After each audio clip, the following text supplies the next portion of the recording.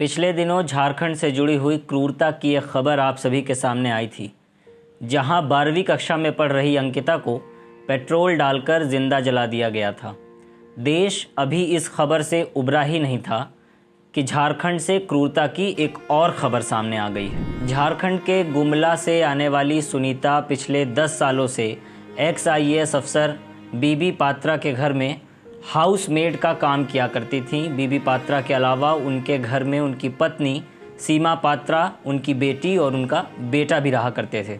X IAS अफसर की पत्नी और भाजपा नेत्री सीमा पात्रा पर आरोप हैं कि उन्होंने अपनी हाउसमेड सुनीता के साथ क्रूरतम व्यवहार किए हैं। पुलिस को दिए हुए सुनीता के बयान के अनुसार सुनीता को न सिर्फ मारा जाता बल्कि रॉड से उनके दांत भी तोड़ दिए गए। गर्म तवे से जगह जगह पर उन्हें दागा जाता। उन्हें एक कमरे में बंद रखा गया जहां बेडरूम और बाथरूम सिर्फ वही कमरा था। अगर गलती से भी सुनीता का पेशाब उस कमरे से बाहर आ जाता तो उस पेशाब को चटवा कर साफ करवाया जाता। पानी गई ना तो वो जो बेड है ना उसको मारती थी। हाँ, और इजू ना फोटो करती थी ना। हमको कलछी से मारी है। वही मारी मैडम। सीमा पता। हाँ, और जानते हैं भी जो गरम तवा जला के मारी। आरोप है कि सीमा पात्रा की बेटी भी सीमा पात्रा के साथ क्रूरता के इस कुकृत्य में शामिल रहीं। घर में हो रही इस क्रूरता के बावजूद घर का एक सदस्य ऐसा था जिसके मन में अभी भी थोड़ी बहुत संवेदना बाकी थी।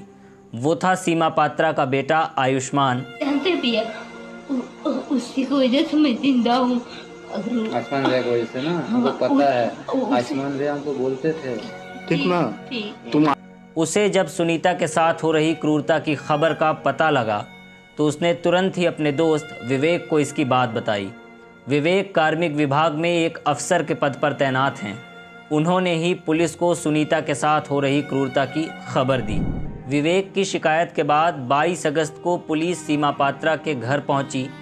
सीमा पात्रा के घर पहुंचकर सुनीता को आज़ाद कराया गया। उसकी हालत को देखते हुए पुलिस ने सुनीता को अस्पताल भेज दिया। कुछ देर तक तो सुनीता बोलने की स्थिति में भी नहीं थी।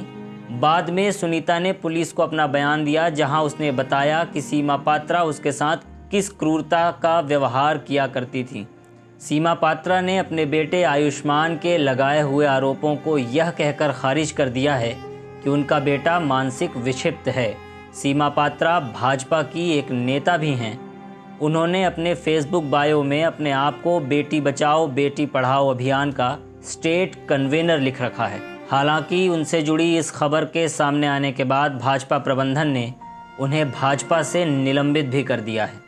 सुनीता को 22 अगस्त को ही आज़ाद कर लिया गया था। हालांकि सीमा पात्रा को आज 31 अगस्त के रोज़ गिरफ्तार कर लिया गया है, मगर सीमा पात्रा की गिरफ्तारी में लगा इतना लंबा वक्त भी सवालों के घेरे में है। जहां एक ओर हम देश के सर्वोच्च पद पर एक आदिवासी महिला को बिठाकर गौरवान्वित महसूस करते हैं, वहीं दूसरी ओर देश के दूसरे हिस्से में एक आदिवासी महिला के साथ हो रहे ऐसे कुकृत्य हमें शर्मसार होने पर मजबूर कर देते हैं। आज भी आदिवासी समुदाय के साथ हमारा कथित सभ्य समाज इस तरह का सलूक करता है जिसकी खबर आपको और हमको हो भी नहीं पाती।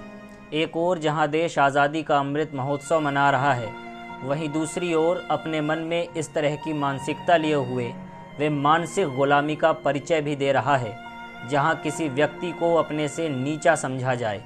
ऐसी ही अन्य तथ्यपरक जानकारियों के लिए आप हमारे YouTube channel the fact factory को सब्सक्राइब करें।